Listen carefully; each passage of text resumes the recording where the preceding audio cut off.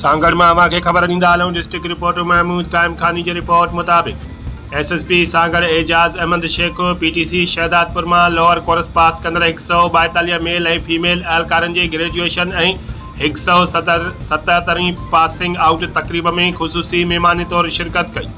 Principal PTC Shahdadpur Zahida Parveen जामड़ो महिमान ख़ुसूसी खे भलीकार कयो ऐं प्रोग्राम में शिरकत करण ते शुक्रियो अदा कयो। पास आउट थींदड़ एहलकारनि खे ॾिनल ट्रेनिंग बाबति आगाही ॾिनी।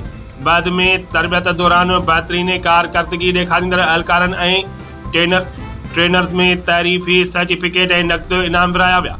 SSP सांगड़ पंहिंजे खिताब में चयो त तरबियत याफ़्ता एहलकारनि जो टर्न आउट इन ॻाल्हि जो सबूत आहे त मौजूदा ज़रूरतुनि ऐं PTC शहदादपुर दौर जदीद पॉलिसिंग जी अहमियत खे नज़र में रखंदे मुनासिब तरबियत ॾिनी वई आहे। हिन तरबियत वठंदड़नि खे खिताब कंदे चयो त ड्यूटीअ दौरान अवाम सां पंहिंजो रवैयो मुस्तबित रखो ऐं अवाम जी ख़िदमत खे पंहिंजो मक़सदु बणायो ऐं कंहिंजी इज़त नफ़्स खे मजरूह न कयो। आख़िर में हुन ट्रेनर्स लाइ नेको ख़्वाहिशुनि जो इज़हार कयो।